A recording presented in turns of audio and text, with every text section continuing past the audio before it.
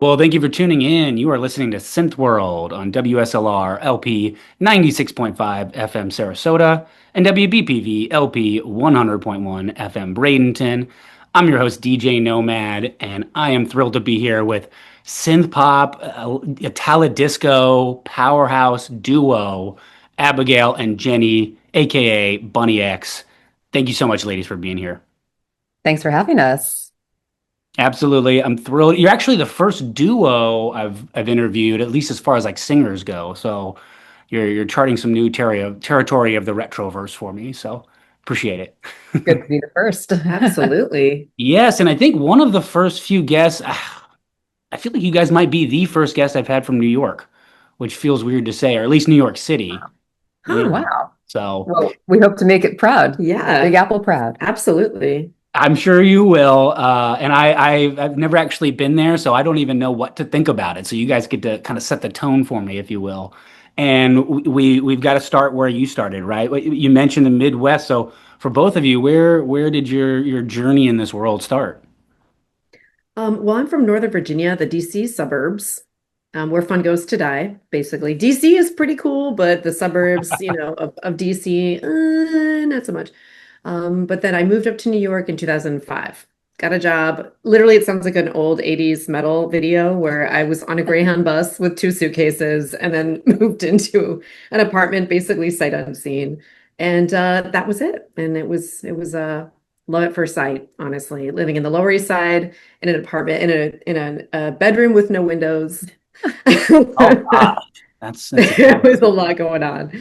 Rent was very high despite the no windows, despite all the things. But I've never looked back. I've been here now 21 years. So it's been great.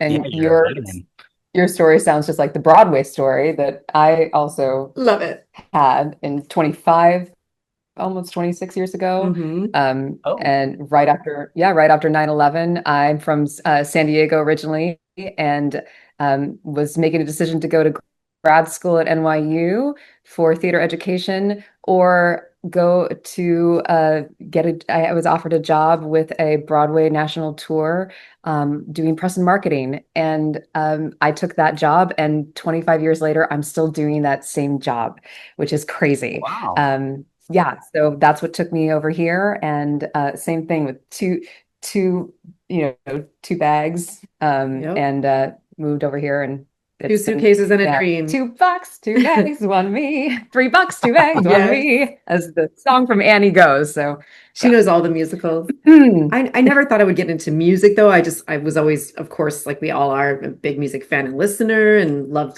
grew up with listening to Italo disco and all of that. But yeah, I never thought I would ever get into doing music. So that was something that came later on after I had lived in New York for a good 10 years or so. How did the two of you meet? How did you connect?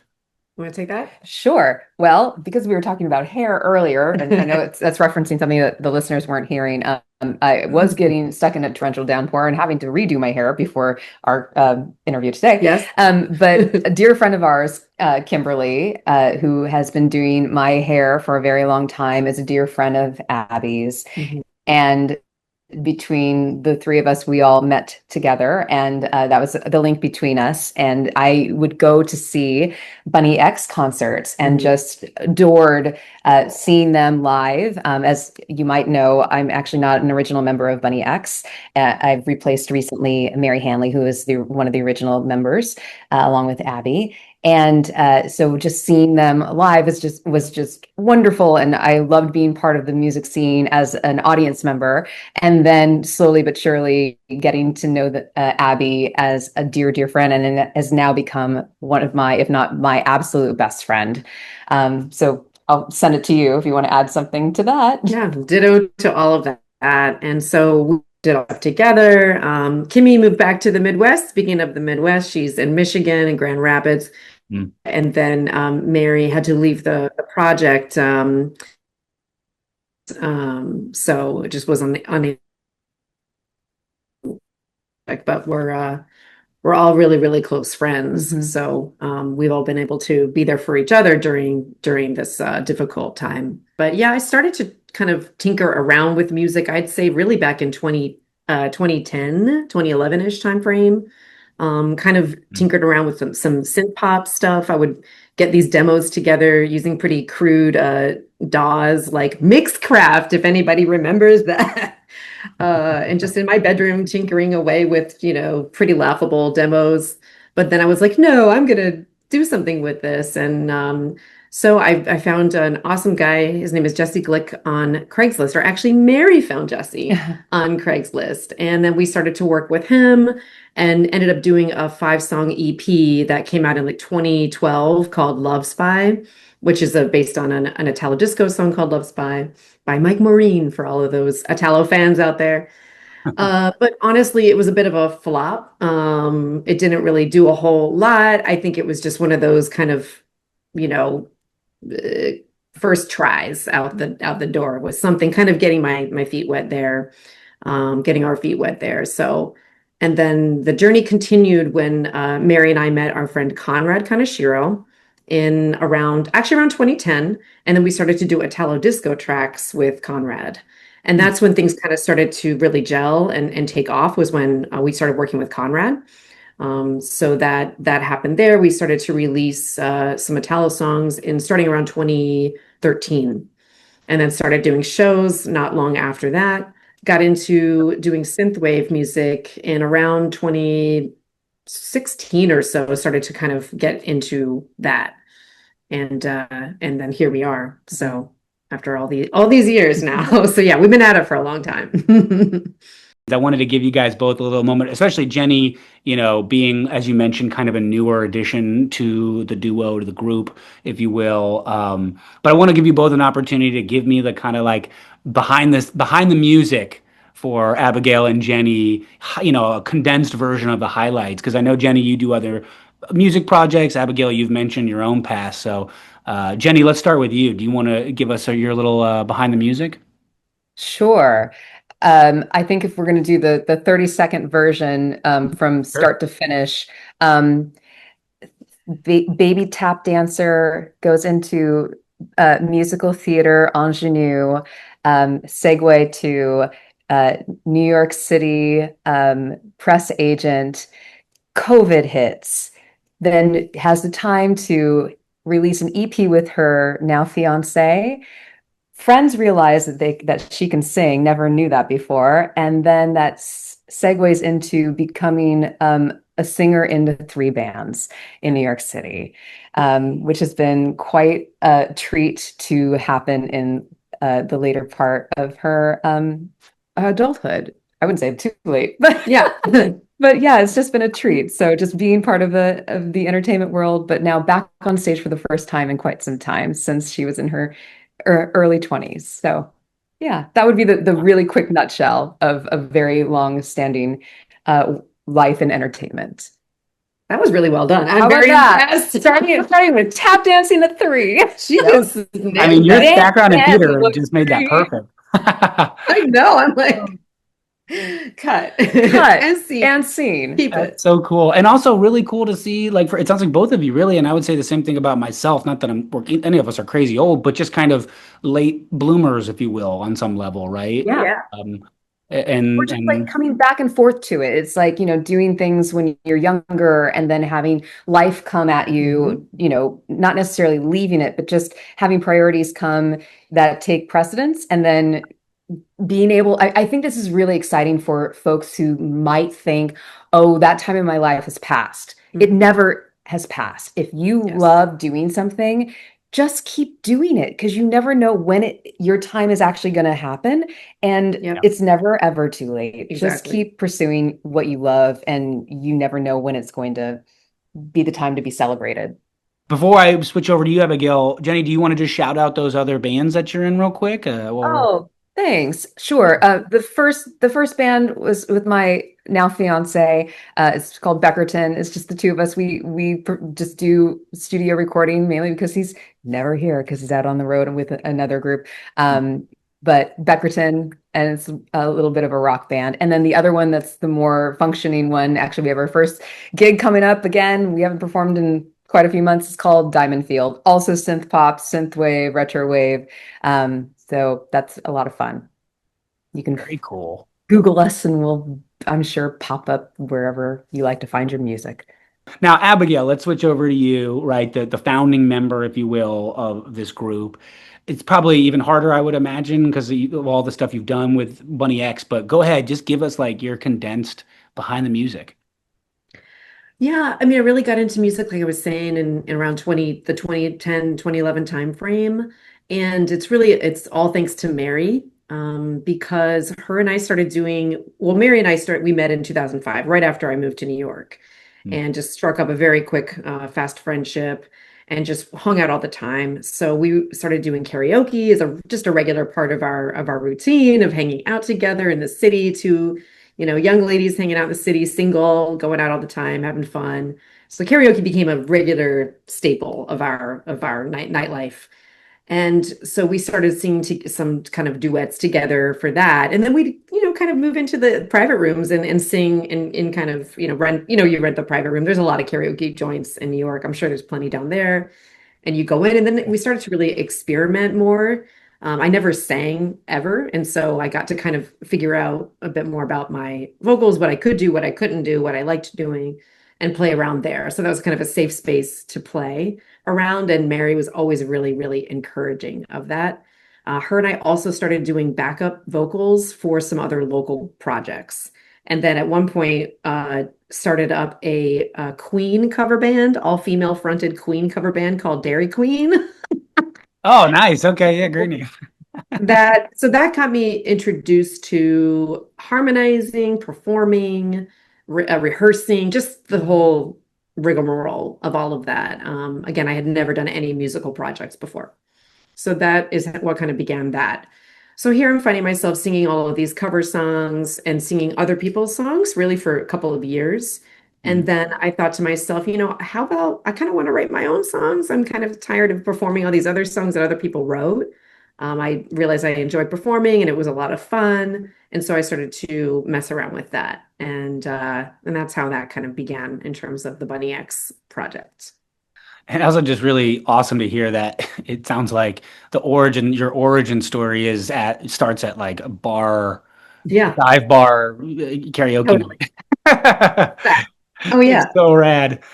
Oh, Yep. man. And it proved to be great experimental grounds for you, right? For you to like test out what you're capable of, what works for you, Yeah. and figure out your whole, everything about your singing, if you will, and performing. So Yeah.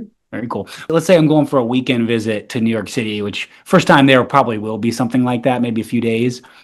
Where, if I want to go find the retro scene in New York City, I go to where? Yes. You want to get on Instagram or any social media and start following Nightwave. Nightwave without an E at Okay. the end, just Nightwave with ending in a V. Follow Syntheside, follow Atalomatic. Those three handles are going to get you lists of all the fun parties, the DJ nights, the live shows, and it's covering all a real swath of synthwave and retrowave, Italo, and kind of dark wave, industrial types of projects too. It all kind of everybody kind of plays together in a way. Mhm. The scenes kind of blend and mix Yeah. for sure. But yeah, lots of great DJs. There's Andy from Syntheside, Facets from Italomatic, and then Sam Valentine and Faith in the Glitch, and all the awesome peeps from Nightwave. So follow all of those handles on wherever you prefer to get your social media. I know they're all active on Instagram. I know that for sure. And I would check all that out to see what's on. Yeah, and it's the venues are always changing, so it really is about following the parties and following Yes. those hosts and where they're going to be. Yeah. Okay, so it's more fluid. Okay. Yep. There are, your music. I was just listening to your new album. I have a few songs that I wanted to point out as favorites, but they all give me this. I don't know how to describe it other than just like hitting like the peak of all of those feelings of nostalgia and warmth and youth and freedom, all of the things that you remember from childhood. And I feel like only like the best of this music really like brings me there. But I'm just wondering, do you for both of you, do you know like when you're feeling that, where is your mind going? What is like what childhood memory are you going to when you're feeling all that? Hmm. For me, I think just that freedom of getting on your bike with no Mhm. destination, no one knows where you are. Yeah, I'm that old where I grew up with that kind of childhood. Roller skating, just hanging out, running around the forest, not the park, like the forest, just Yeah, in wild the and woods. out, wild child, playing random freeze tag. Cartoon tag was a thing. I played a cartoon It was tag. great. It was fabulous. And kickball, just a random game of kickball. And I grew up on a street with lots of other kids around my age, trading stickers. Just yeah, just garbage pail kids. So many different Did you see memories. the Garbage Pail Kids I just had framed that Yes, are I did. She definitely has garbage pail kids framed in her bathroom. It's every Oh, day. that's awesome. These are fabulous. That's Very my girl. cool. Jenny, what about you? there's every time I hear like an excess song or like anything from that, early to mid 80s, I like instantly am back in my mom's Vista. Hmm. And I grew up in San Diego, and Hmm. I am like envisioning pulling up to dance class in my spandex unitard, which Yes, I really should not have been wearing at that time when I was 9, but here I am. fabulous. And going to dance class. And I just loved the fact that my parents my parents actually owned a nightclub for a hot second in the 70s before I was born. Whoa. And yeah, I know, right? And they owned it. It was a rock club right as rock was being pushed out by disco. So it just could not have been a worse time to own a rock club. So it was a very short-lived club called Fat Fingers in San Diego, which actually then became, this is so random, but became the very first gay nightclub in Hillcrest in San Nice. Diego, California. Yeah, I know, pretty cool. Yeah. Uh, and which still is there today. It is so I grew up with parents that gave me the coolest music education and just constantly had music running all the time of the moment. And I just will always be transported to that moment of going to dance class and also growing up with dance classes that had the music of the moment. So, it wasn't just tap. It was also just jazz and just, feeling the music in my body and like having that freedom to like, be of a young age and listening to, I would say, very adult music of the time. And also trading Lisa Frank stickers and Oh yeah. riding my bike down the cold Yeah. stack and, going to the park and coming home when it was dark. Hmm. And who gets to do that? And drinking from the hose. I was talking to somebody Definitely drinking from the hose. drinking from the hose because Yeah, that's Sure. that's what we drinking did. water. Yeah, we Going all around got like the dance. last of regular childhood in America, I feel like. Yeah. Right. Yes. Where did the name Bunny X come from? What's the origin there? It's pretty cute. My late cat, my child Liam, um, rest his soul. He looked like a bunny, and he was so soft, and we all were obsessed with anyone who met up. Liam was obsessed with him, obviously for obvious reasons. And Mary would come over to my apartment, to my many different apartments in New York, and I would go to hers too, of course. But we spent a lot of time together with my cat Liam. And so we just started calling him a bunny, and then we started calling each other bunnies. And then before you know it, the entire girlfriend friend group we were just all bunnies. And that was that. So like, oh, are the other bunnies coming out tonight? Hey, good night, bunny. Love you, bunny. All the girlfriends were bunnies. And then so we would text each other good night all the time, and we'd say good night, bunny, XOXO. And that's it. Bunny X. Just You just put cut the out the O and the other X and the O. yeah. Yeah. I was like, what about Bunny X? Because we were just, it just for whatever reason all originated with my cat, Liam. Aw. Yeah. Well, rest in peace, Liam. So much of the lyrics and vibes of the music, and I think this is true of a lot of the scene in general, Mhm. kind of paint the picture of two souls who have like truly experienced the battlefield that is love, right? Shout out Pat Benatar. Yeah. But and you've come out on the other side worn and tattered and torn, but you've got wisdom and truths to impart, right? So I'm just wondering, the dust has settled. Do you guys have any other, like stories or tidbits, anything that, heartbreak from the past that has kind of served as like wisdom for you going on or going forward? I feel like a lot of this, the theme, and I think all of this, maybe all the songs I've ever written, but I feel like certainly this album is yearning. Mm. I love me some yearning. I just think it is so romantic, right? When you have the unrequited feelings, just wanting someone, something so bad, thinking about them. You can't get someone out of your head. All of those feelings that we all have at the beginning of something where you don't know what's going to happen. Mhm. Jenny, you Yes. anything like that in your life? I know it sounds like you're in a relationship too, but Yeah. Yeah, I think there's something also that is I want to believe is always in the underlying nature of all the Bunny songs is that there's something about loving yourself and the love of many different types of love and um the love between even like Abby and me of like the power between the two women and Mhm. friendship too. Yeah. I think we can show that in our live performance. Um Nature, I think that's really, really powerful, Yeah. and the strength that two women or women can have. So believing in oneself. There's a track in there called "Believe in You," that I think can have a lot of different meanings.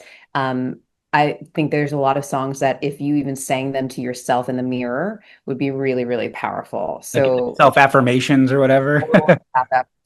total Mhm. self-affirmation. And that was one of the things that's actually a decent segue to my next question, which is how you guys have dealt with that. I mean, I think a lot of times when people think of ego, they think of men, which I think is very apt and valid. But women just, as you two know, have ego and believe in themselves and confidence and all this as well, of course. So I'm just curious, especially with two singers. I mean, this is a little different than having, like the singer and the guitarist or the singer and the producer or something like that, right? How do you two balance the egos, right? Like letting each other shine, the give and take. We use your lyrics here, all just how do you find that collectivist kind of sweet spot in a very me centric era? That's, that's such a great question. I feel like I learned a lot through some trial and error. A lot of the time, Mary and I, when we would, a lot of our older material, we would sing the whole song together or most of the song together. And that could be challenging, honestly, just in terms of production in the studio. Sometimes it was difficult to always blend the vocals and sometimes it didn't quite work out that well. So we kind of learned over time, and this happened on the album on Young and in Love.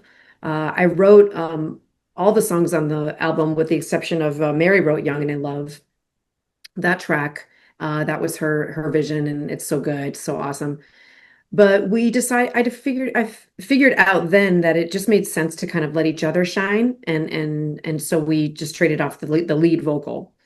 And there's some tracks that on a few that I'm barely on from Young and in Love and also Love Minus 80. I really wanted Mary has such an amazing voice, beautiful, beautiful, rich voice. I wanted her to shine. And then I maybe had my own vision as well for other tracks. I was like, I think I want to handle this one because it's a different mood and would kind of suit my vocals better or my range better. I'd kind of give Mary some of the harder ones because she just has those incredible vocals. She was able to kind of hit notes that it would be harder for me and Mhm. things like that. So that's kind of where, and I didn't learn that. It didn't happen overnight in terms of having that kind of learning lesson. It was through some trial and error in the studio in terms of the mixing and production process. So that was something that really started to happen for the first album and then continued on the present day, where Jenny and I are switching off the lead vocals. And there's some tracks that I'm, don't feature on too much, and then some tracks that I'm lead on that Jenny's on just, a little bit with the backing vocals and harmonies and such. I think it's usually like, no, I really want you on it. No, I want you on it. Instead of like, you want me. It's the opposite of what you might think. Yeah. That's good. Yeah. Like, no, Jenny, you should sing that one, or you should be, I want your vocals up on this part. But yeah, I mean, there were some more funny moments where we were kind of doing some stuff kind of late in the game, like on Love on a High Floor. There were some kind of spoken bits that happened really late in the game, and I was like, really, do we need to do that? Like, Right. It's gonna have us be in the studio for 5 more hours or whatever the case may be. I was like, yes, we're doing this. And then Jenny would kind of be like, no, I really believe that I believe in this part. I think that should happen. And we're like, okay, let's go for it. And then of course it was awesome. We're talking about Love on a High Floor. I feel like we're on that high floor. I say let's clock in and let's talk about it. It's your upcoming album. And again, I got the chance to listen to it. It was fantastic. There were so many tracks where I didn't even, it's a really good album or really good songs when you've only heard the chorus once, and the next time it comes around, you're singing it. You already kind of have it in your head, and you know what I mean? That's a really good sign. You had multiple songs on the album that did that for me. The ones that I wanted to point out, which also, if I'm not mistaken, are all songs that were not like singles to be released.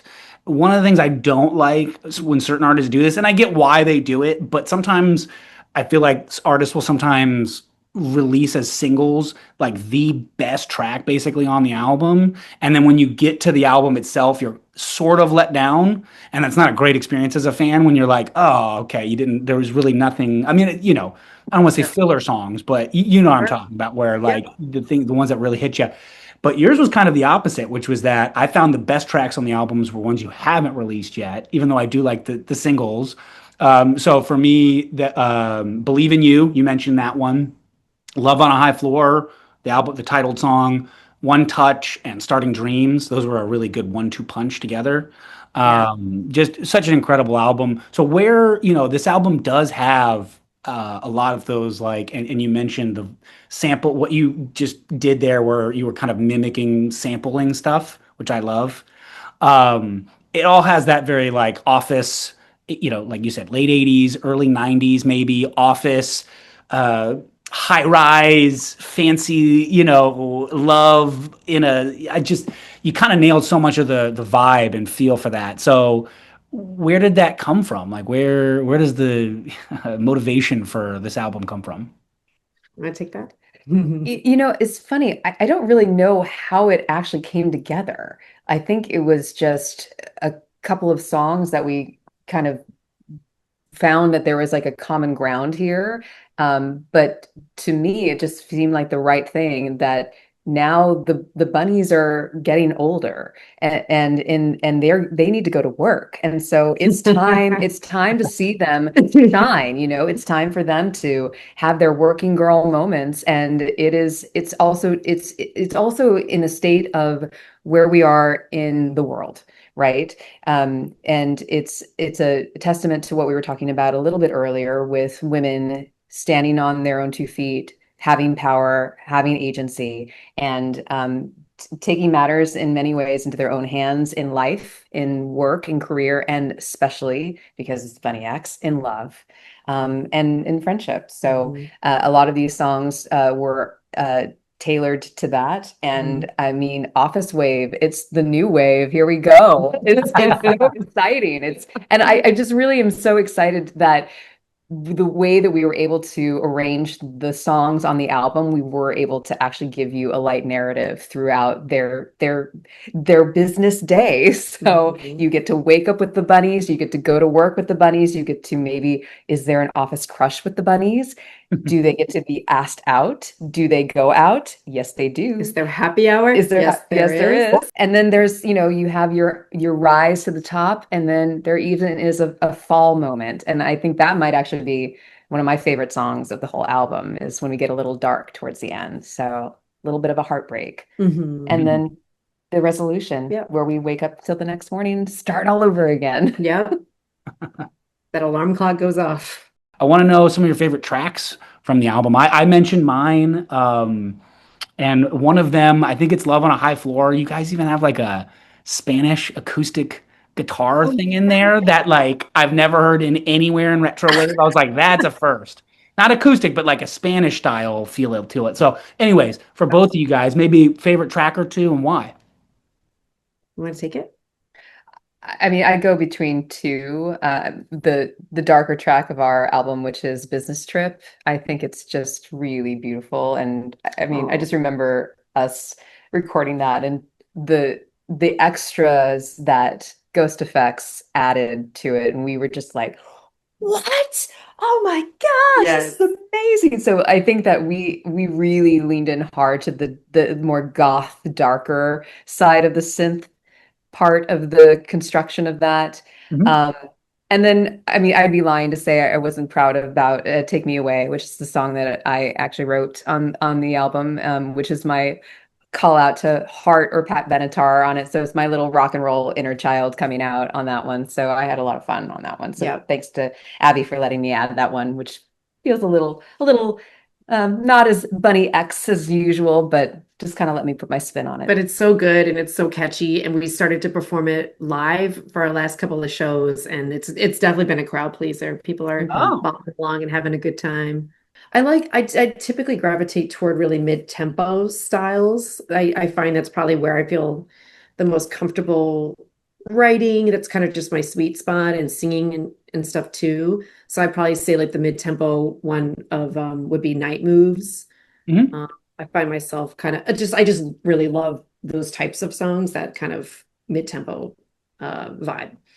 So and I love Believe in You. I just think it kind of stands to Mhm. me, it stands out from the rest of the tracks. And we even considered not including it in this album and saving it for something else. Mm. Uh, but I really love Jenny's vocal performance for that one. I love her vocal performance for everything. She's fantastic. I kind of gave her some I had some thoughts of in terms of the stylization for that, and she completely took it and ran with it. Christine, the amazing retrowave singer Christine. Mhm. So Oh I was yeah. like, let's give this a Christine treatment. And Jenny's like, done and done, and she just rocked it. And so It's such an yeah, interesting track. It is so like yes. unlike any other song I've ever heard. And it's actually the song that's going to lead the release of the album, which Hmm. is exciting. Yep.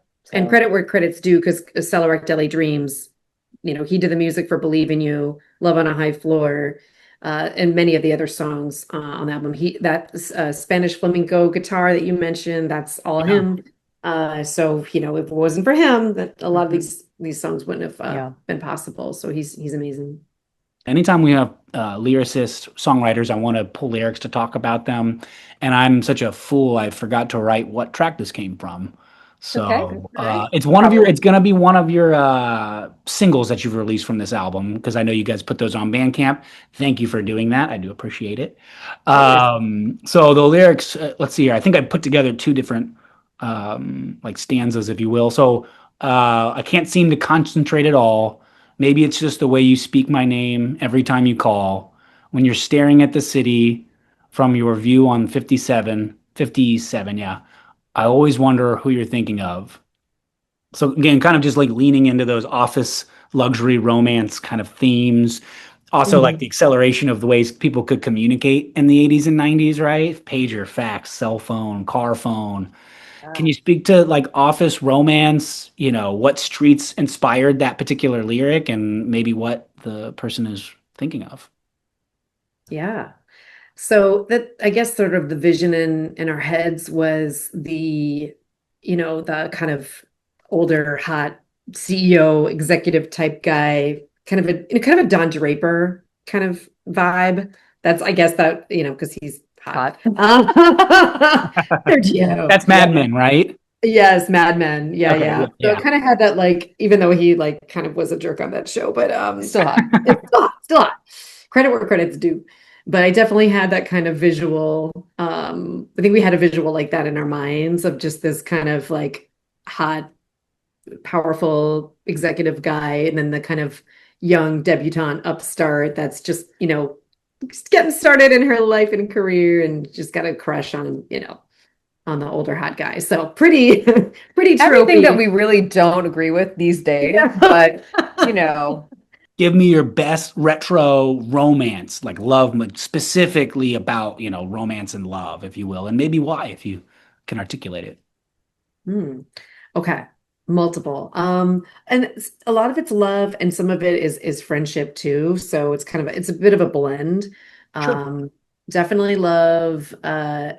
Can't Buy Me Love was great because I kind of love that underdog story of him kind of the underdog getting the girl in the end, which is kind of fun. And then I don't, this is a more kind of obscure one, but Satisfaction with Justine Bateman. Okay. That's kind of about a band, kind of coming of age with a band. That was I loved Satisfaction. Mystic Pizza with Julia Roberts was mhm. great. Okay. And then I love Johnny Depp. So growing up with that, with like Crybaby and Edward Scissorhands, that kind of stuff. Edward Scissorhands for the win. Yeah, Uh, still romantic. And what was the Absolutely. other? Of course, all the John Hughes. I mean, Young and in Love was totally inspired by John Hughes movies. Um, and then I feel like I had a few more there. Oh, Girls Just Want to Have Fun. Again, it wasn't so much about the romance, but it was also about friendship, which I like too. And kind Huh. of, They made a movie about that or with that title? yep, yeah. Huh. Sarah Jessica Parker, Helen Hunt, so good. Girls Oh, Just Want to Have wow. Fun. Oh, dude, the cover for this movie It's is everything. so retro. It's insane. Oh yeah, and then Teen Witch again, not so much about the love interest, but about friendship too. Teen Witch, Uh-huh. you got to do it. You got to do it. Just I've drop seen Teen everything. Witch. The other ones Yeah, you mentioned, I have never seen. I think I've heard of some of them, but yeah. golly, I got to But get to there's work. so many good ones. Like Some Kind of Wonderful was great. Had all the kind of romance, 80s romance stuff. Um, yeah, so many. yeah. Give me some good hidden gems. Jenny, what about you? I mean, Mannequin. We talk about Oh, Mannequin all the Mannequin. time. Oh Yes. yeah, that's the lady from Sex and the City, right? What's her Kim Kim name? Cattrall. Cattrall, Yeah, Kim Cattrall. Yeah. absolutely. Yes. Hmm. Pretty Woman is a little bit more on the modern side. And then, Hmm. the friendship conversation when Harry met Sally, that's a total New York moment. Yeah. Yeah. Um, this is a weird one, but this one always makes me tear up. And it's also a New York moment, but very female, um, uh, office power, but then also she inherits, she gets her niece and then moves to Vermont, and it's Baby Boom. So go Diane Ooh, Keaton. yeah. Um, Huh. yeah, if you've never seen it, it's Right. it's actually a very sweet little movie. Yeah. Yeah, so and then Splash. Oh God, definitely. Oh yeah, sure. Splash Yeah. with Daryl Hannah, Tom Yeah. Hanks, John Yeah. Candy, Classic. Eugene Levy. Yeah, that is the movie that made me Hmm. go, "What is New York City? I like this place." Absolutely. And I also want to be a mermaid. So I'm curious if you two, you seem like experts on some level in love and romance. I mean, maybe you wouldn't agree with that, but you've got a lot there. And I'm just curious if you have any insights, any ideas of how we turn this battlefield that we've talked about, right, of love and relationships from the stalemate that it's in. I mean, it feels like a stalemate. Nobody wants to talk, right? I'm in my trench, you're in your trench. Right. And again, as I said in the question, I don't want to make this sound like a meet in the middle situation. I think this is a much more like men need to meet the moment and mature and be you know uh, be wise about this, which I'm not seeing for the most part. But how do we Mhm. turn this into like from a stalemate into like an actual fight, if you will? I'd rather have a fight at least than a stalemate where nobody's talking to build a better world, right? Where sexism, misogyny, the like isolationism, incel, everybody, Yeah. everybody who's a part of that is terrible. I mean, how do you think we can get our way out of that? And do you think the retro music scene can play any role in kind of bridging this gap here? That's such a good question. You want to take a stab or I mean, yeah. I think that the one of the reasons why I feel we're in this predicament is that everybody is so insular and on their devices. Hmm. And they're not actually talking to each other in the real world. And they're all being led by some very loud voices that are extremely toxic. Um, Mm. so if we were to invite folks to join us in the real world and to listen and to not to the right people, I guess, to listen to the right people, and to actually, if we were to take cues maybe from some of the music in the more romantic and romanticism type of things, there's a gallant kind of tone, and it kind of harkens back to a more you know um where men were strong, but if we were to take a more modern approach, they were strong but could allow for the strength of women too. Everybody should have agency, everybody should be strong, and can meet together in the middle and see each other for their strengths and celebrate each other for their strengths. Um, and I do think that you're right that if I may be so bold, that men need to just take a beat and let the women be be strong now. Take a step back, and then I think that they will be able to hear what we all need, and I think that they won't feel so like alone, and I think they'll learn how to approach and get what they need. I It's tough. think as humans, we were never meant to have this many connections and get this amount of information coming in. I think we don't know how to process it. It's really Mhm. not, it's not how the human brain can't simply process all of the information that we're getting, all the Yeah. news stories, all the headlines, all the chatter, all the comments. It's just really too much.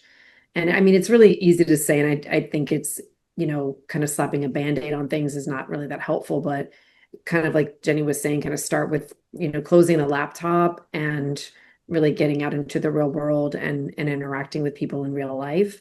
This world, this kind of feedback loop where when you get Mm. into these spaces, you're not hearing any other voices. It's just this echo chamber that's just become really unhealthy for a lot of people.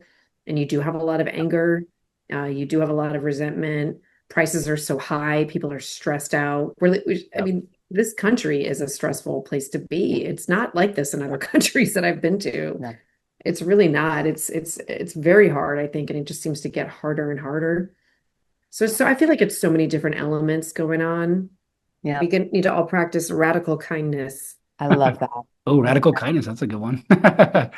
Yeah, Well, I mean, I hate to wrap up the interview. I feel like we could hang and chat for hours, but for I'm sure. essentially out of the questions for you. I mean, I could think of more, but I mean, it's just been an absolute pleasure, Abby and Jenny.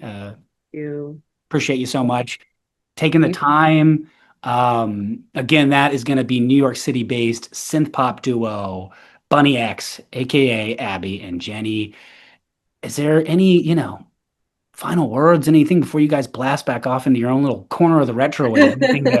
Anything? Oh, wait, sorry. Before I give you final words, where for SynthWorld listeners who have found this interview interesting and have listened to some of the music I've played in this show of yours, where can they go to kind of fall further in love with Bunny X? oh, well, we're on all the socials. We're most active on Instagram, I would say, Mhm. but definitely, have a presence on TikTok and YouTube. Definitely have everything up on Bandcamp, Spotify, Apple, all the places. So really, wherever people prefer to listen to their music, we're there. Um, yeah, come Yeah. say hi. Yeah, our website, Yep, bunnyxmusic.com, very easy to remember. yep, And You guys we have a website. I didn't even realize that. Very we cool. do. yeah, It's pretty awesome. new, I know, right? But it's kind of a catch-all for everything. So you Hmm. can see our latest and greatest. And if we have a new show coming up, it'll be up there. We'll announce Yeah. our hang, for our new album coming out. So we'll have a Oh, little like a release album party kind of release thing? party, and then we'll Yeah. have some shows in September and October to be announced very soon. So Yep. if you're in the New York Yep. area, come check us out. Perfect way to end that. Thank you so much. Again, that Thank was you. Bunny X. Yeah, I hope you guys have a great weekend, rest of your weekend, I should say. Hopefully the sun comes out at some point. Yeah, we'll see. We don't know what's going on there. Come down to Florida. Come down to sunny Florida. I will do my best to make it so that I have something fun to invite you guys to do or to perform or attend. There's good people down here. It's a little hot, but We like it. I know you We're guys can here for handle it. it. We're here for it. Absolutely. Yeah. Yeah. Hell yeah. Well, thanks again. That was Bunny X. Until I see you guys, next, time, stay retro. Yay.